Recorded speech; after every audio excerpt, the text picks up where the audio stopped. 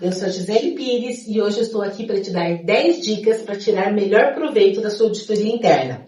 Vamos à primeira dica. Planeje. Parece óbvio, né? Mas o óbvio precisa ser dito. Nós precisamos planejar nossa auditoria interna. Por quê? Porque muitas vezes a empresa, né, ou o responsável pela qualidade escolhe uma data aleatória, sem se preocupar efetivamente com o tempo entre a auditoria interna e externa, de tal maneira que dê tempo de fazer a tratativa dos desvios, né, das não conformidades encontradas. Então pense, se a sua auditoria externa será em setembro, o que é o ideal? Que você faça pelo menos 2 meses antes. Então faz a sua auditoria interna em julho, porque daí você tem agosto e setembro para tratar as não conformidades, corrigir os desvios e chegar preparado na auditoria externa. Segundo, não faça só uma auditoria por ano. Uma auditoria interna é obrigatório por norma. O regimento SIAC, né, do PBQPH, diz que nós temos que fazer uma auditoria pelo menos a cada 12 meses. E essa normalmente é a frequência utilizada pelas empresas. Mas a empresa que quer que realmente o seu sistema de gestão da qualidade funcione, ela não faz somente uma auditoria por ano. Por quê? Porque normalmente você faz auditoria interna, o pessoal já faz uma agenda muito próxima da externa, então mal consegue tratar as não conformidades. E quando chega na hora da auditoria externa, adivinha? Corre, se mata, todo mundo chega morto. E quando termina, os colaboradores dizem assim, graças a Deus, estou livre. Só preciso me preocupar com isso ano que vem.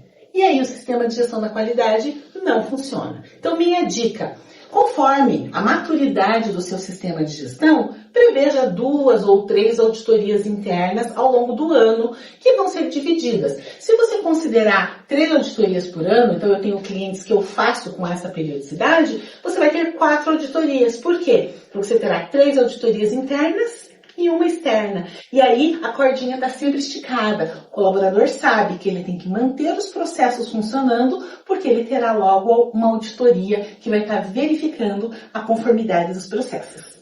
Terceira dica, leve sempre em conta o resultado da auditoria anterior. Então, fomos lá, fizemos a auditoria interna na sua empresa, nós tínhamos 3 obras em execução. Das 3 obras, uma delas estava cheia de problemas, cheia de desvios. Chega no ano seguinte, a empresa não audita essa obra. E escolhe, eu vou escolher uma obra nova para auditar. Não, que obra tem que ser auditada? A obra nova? Sim. Mas a gente não pode esquecer do resultado da auditoria anterior. Se houve problemas, né, se ocorreram problemas naquela obra em especial, ela deve ser auditada novamente. O mesmo vale para os processos do escritório. Olha, eu tive 0 problemas em projetos, porém eu tive vários problemas no setor de compras. Qual dos dois eu preciso deixar mais tempo, dar mais atenção durante a auditoria? O processo de compras. Então, leve em consideração o resultado da auditoria anterior na hora de planejar a próxima auditoria. Quarta dica, né? Prever auditorias em todas as obras, tá? E com todas as pessoas envolvidas. Às vezes, o pessoal diz, vou escolher a obra que é mais próxima. Vou escolher a obra que está melhor. E isso dá um recorte muito específico em relação à realidade da empresa. Se você escolhe só a melhor obra, o retrato, o resultado final da auditoria vai dizer, nossa, tá tudo ótimo.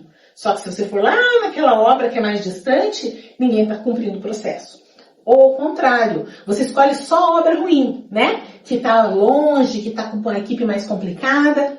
E aí você vai ter o recorte de que nada funciona na empresa.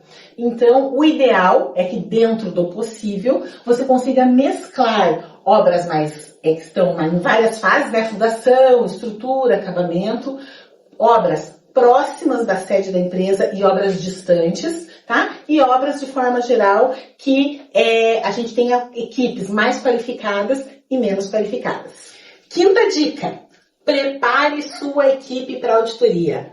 Gisele, mas é para eu maquiar as coisas por aqui? Não, né, gente? Não é preparar a equipe no sentido de vamos forjar as coisas, vamos maquiar aqui para dizer que tá bom. Não é isso. É preparar a equipe no sentido de que a equipe esteja de espírito aberto, de peito aberto, no bom sentido para receber o auditor, para poder expor a situação, para receber as sugestões, os comentários e até mesmo as não conformidades de uma forma educativa, entendendo que aquilo não é pessoal. Você não está lá para dizer, olha fulano, você fez isso errado. Não. Olha, nós temos um desvio nesse processo. E as pessoas, elas normalmente não gostam de ser avaliadas. É só a gente pensar, tem gente, eu adoro ser avaliada. Mentira, ninguém gosta. Então, muitas vezes, as pessoas preparam a equipe, olha, vem um auditor aí, um carrasco. Se você estiver na oportunidade, você vai para a rua. Com que espírito o colaborador vai receber o auditor? Então, quando a gente fala prepare a sua equipe, é nesse sentido, não de maquiar a situação, mas mostrar para ele que a auditoria é uma excelente ferramenta para melhoria e, portanto, ele deve aproveitar esse momento para realmente entender, esclarecer as suas dúvidas. Isso vai ajudar muito no processo. Sexta dica. Não planeje um tempo muito apertado, muito restrito para a realização da auditoria. Muitas vezes os clientes me procuram, várias empresas me procuram querendo um orçamento para fazer uma auditoria.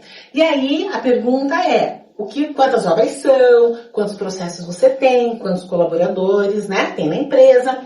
E às vezes a empresa diz assim, não, Gisele, eu quero que faça 2 dias de auditoria.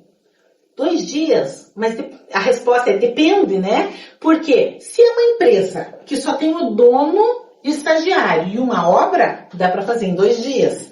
Só que às vezes algumas empresas me procuram e elas têm 5 obras, tem 30 pessoas no escritório, 10 projetos sendo elaborados para lançamento e ela quer fazer auditoria em 2 dias. Dá? Eu sempre falo assim, sempre dá.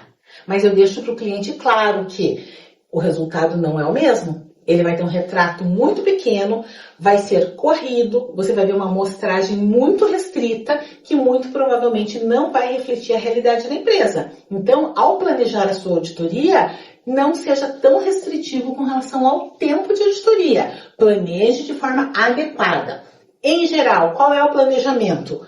1 dia por obra, mais o tempo de escritório. Esse tempo de escritório, em geral, não é menos que 1 dia e meio, e geralmente ficaria na média 3 dias. Então, pense mais ou menos assim, para você poder fazer uma auditoria adequada e que pode trazer bons resultados para você. Outra dica, a dica número 7. Não despreze obras que estão na fase de término, finalização. Eu vejo acontecer muito. Então você vai lá, você cuida da obra quando ela está no início, na fundação, na estrutura, no acabamento. Aí chega aquela hora, sabe aquela hora que a obra acaba, mas não termina? Então a obra tá acabando. Só que você tem várias coisas acontecendo ali. Então esse tá acabando, às vezes fica 6 meses de obra. E quando chega uma determinada fase da obra, o pessoal já diz, não, essa obra já está entregue, já era. E para de fazer auditorias e para de fazer os controles. Então, a auditoria, no final da obra, ela é extremamente importante, porque nós temos vários registros para serem verificados nessa fase, e além disso, tem toda a parte de inspeção final de obra. Então, muito importante, não menospreze e não descarte as obras que estão no final. 8ª dica, a escolha do auditor. Escolha um auditor qualificado. Gente, eu trabalhei como auditora em organismo certificador por 15 anos. E o que ocorre, Eu chegava lá para fazer auditoria externa de certificação e pedia para ver os documentos referentes à auditoria interna. Relatório da auditoria, lista de verificação, plano de auditoria. E adivinha, eu chegava lá, tinha um checklist assim, ok. O que é ok?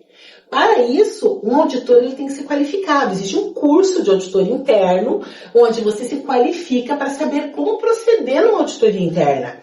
E ali sim, você tem que ter registros das evidências verificadas, estando elas conformes ou não. Então, você chegar numa auditoria e falar ok, verificou o quê? E aí, se ainda eu chegasse na auditoria externa e estivesse tudo ok, maravilha. Só que o que acontecia? eu chegava na auditoria externa e tinha 15 não conformidades, 20 não conformidades. Muitas vezes não conformidades que poderiam, inclusive, impedir a certificação ou a recertificação da empresa. Então, qual é a efetividade dessa auditoria interna? E o que é um auditor qualificado? Então, veja, o auditor, ele pode ser interno, pode ser um colaborador seu, que você o qualifica com um curso de auditor interno e ele passa a realizar as auditorias dentro da sua empresa. E esse auditor, mesmo que seja um colaborador seu, ele precisa saber as técnicas de auditoria, conhecer a norma de referência e também conhecer um pouco da questão técnica, de execução de obra, da questão de projetos, de compras, porque ele vai estar fazendo ali as verificações. Pode ser vários colaboradores, você pode ter 2, 3 colaboradores com formação de auditor e dividir os processos entre eles. E você também tem a opção de contratar um auditor terceirizado. Então, o que você vai se preocupar com relação à qualificação desse auditor? Primeiro, vai verificar que experiência ele tem. Vai verificar as recomendações. Tem alguma indicação desse auditor? As pessoas conhecem ele no mercado? Tem algo a dizer sobre ele? É extremamente importante. Hoje a gente vive num mundo onde a indicação ela é muito forte, ela é muito importante. Eu posso falar para vocês que 90% dos meus clientes, de alguma maneira, são indicação. Então, é extremamente importante. Conheça os requisitos legais aplicáveis, ou seja, conheça as normas técnicas. Como é que você quer que um auditor faça uma auditoria interna bem feita na sua empresa, que é uma construtora, verifique suas obras, verifique projetos, se ele não conhece a norma de desempenho, se ele não sabe o que a norma de concreto fala, se ele não sabe o que a norma de argamassa fala. Então, verifique qual é o nível de conhecimento técnico que esse auditor tem. E se for um colaborador interno? Ele pode estudar, ele vai ver que processos que ele precisa entender e ele vai atrás dessa informação. Então, nenhum problema em ser um colaborador interno desde que ele tenha conhecimento para isso. Comportamento pessoal. Então, o auditor ele tem que ter um comportamento adequado durante a auditoria. Isso vale para tudo, desde a vestimenta. Então, hoje, por exemplo, eu estou de saia. Eu não posso ir para a obra de saia. Como é que eu vou auditar a obra dessa forma? Então, você tem que se vestir adequadamente. Se você vai para a obra, se forem mulheres em especial, sem acessórios, cabelo preso, calça comprida, bota de obra. Se for escritório, beleza, dá para ir mais bonitinha, né? Mas tem que ser adequado ao ambiente que você está. Então, começa por a sua aparência, sobre a sua vestimenta. Questão ética, né? Você tem que ser ético. Você tem que ter mente aberta. Então, muitas vezes o auditor chega assim, não, eu quero ver isso. Ah, mas a empresa não faz desse jeito, ela faz diferente. Então, a norma, ela diz o que tem que ser feito e não como tem que ser feito. E aí é o grande diferencial do auditor. Ele tem que ter a mente aberta para entender se o que a empresa faz atende ao requisito da norma e não se a empresa faz o que ele quer que ela faça. Então, isso faz muita diferença. Ele tem que ser observador, tem que ser diplomático, porque a gente tem que contornar as situações, tem que ser versátil, tem que ser perspicaz. Muitas vezes você está auditando aqui, mas teu ouvidinho, ó, tá lá escutando que tá uma conversinha paralela aqui atrás, que estão falando de alguma coisa, ou você sentiu um clima estranho, o auditor ele vai desenvolvendo essas características, tá? Tem que agir com firmeza, né? Você tem que ser efetivo. Ó, isso aqui não está atendendo, isso está não conforme, porque a norma pede isso, isso, isso. Então, ele tem que ter firmeza. O auditor tem que ser autoconfiante, né? Porque se eu não sei o que eu estou fazendo, não tem como ser autoconfiante. Então, você tem que se preparar para isso.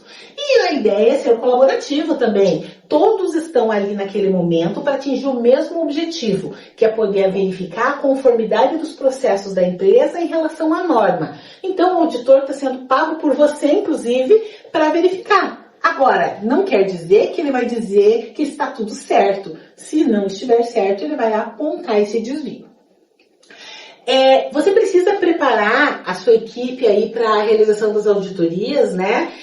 Quando a empresa é maior, né? Eu acho que é muito interessante, é uma dica, né, nesse sentido de preparo, de providenciar um curso para a sua equipe. Eu tenho clientes, por exemplo, que uma vez por ano, eles formam uma equipe de 20 colaboradores, 15, aí depende do tamanho da empresa, onde eles pegam um colaborador do RH, um do compras, um de projetos, um da obra, um da incorporação, um da contabilidade e fazem uma turma, com esses colaboradores, uma turma de formação de auditores internos da qualidade, ISO 9001 e SIAC do PPQPH. Por quê? Porque aumenta a visão sistêmica. Aquelas rusgas internas, sabe, do coleguinha que fica dizendo assim, ele nem faz nada, eu tô me matando de trabalhar aqui, ele não faz nada. Acaba. Por quê? Ele vai auditar o coleguinha. E quando ele vai auditar o coleguinha, ele vê que a vida do coleguinha não é fácil. Então acaba essa coisa interna. Então melhora a visão sistêmica, melhora o entendimento do trabalho de todo mundo e com certeza isso vai ajudar bastante. Quando você forma esses teus colaboradores, né, no curso de auditor, você não pode soltá-los. Agora a próxima auditoria é você que faz. O que é o ideal?